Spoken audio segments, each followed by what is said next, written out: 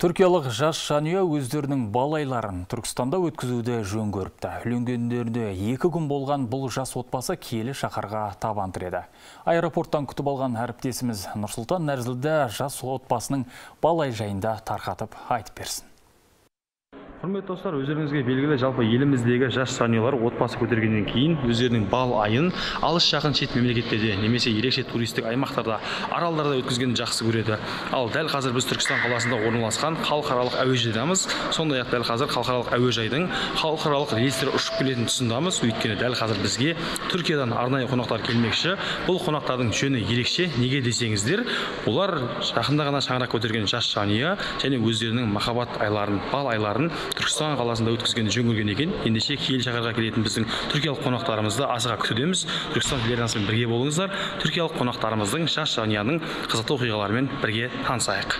Құрметті достар, дәл қазір біздің көптен күткен түркиялық қонақтарымызда келе жетті деген хабар келіп жатыр. Мінекей қарасаңыздар, енді Денис ханымды және жұбайын күтіп алуға біз ғана келмеген секілдіміз. Денис ханым, қош келдіңіз. Қош көрдік. Көңіл күйіңіз қалай? Тамаша. Жақсы, шүкір, Түркістан. Аби, ассалаумалейкум.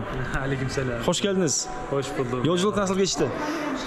Yolculuk güzel mi? Өте күшті. Шаршамадыңыздар ма? Жоқ, шаршаған жоқ. Біз өйткені біздің арманымыз ғой Түркістанға келу. Күйеуім бірінші рет, мен екінші рет Түркістанға келіп, біз жаңа тұрмыс құрдық. Тамаша, бақытты болыңыздар. Рахмет сізге. Демалысқа Түркістанға келдік. Тамаша, бәрекелді. Құрметті, қойдан кейін. Тамаша. Ал ендеше құрметті Денис ханым және біздің күйеуіңіздің есімі? Дениз Мехмет. Мехмет мырза, қош келдіңіз. Менің тағы да таныспайын. Есімім Нұрсұлтан, менің атым Нұрсұлтан. Нұрсұлтан. Түркістанға бір рет келген жан бұл қалаға міндетті түрде қайта соғады дейді Денис ханым. Сондай-ақ ол ең үлкен саяхатымды күйеуіммен осы шаһарға жасағаныма шексіз бақыттымын деп ағынан жарылды. Тіпті қазақ асханаларының барлық тамағын ұнататынын жеткізді. Мехмет біздің ас үйі бар еді.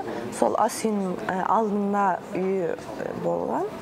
Сол кісі біздің ас үйіне келіп, торт, паста, тағамдарды жеп көрді. Сосын сол жерде мені көріп, ғашық болғанын да айтады. Өлең айтып алталашты қара талам, Түркиядан бүгін бізге қонақ келді. Айғаймын бұл кісілер адал адам.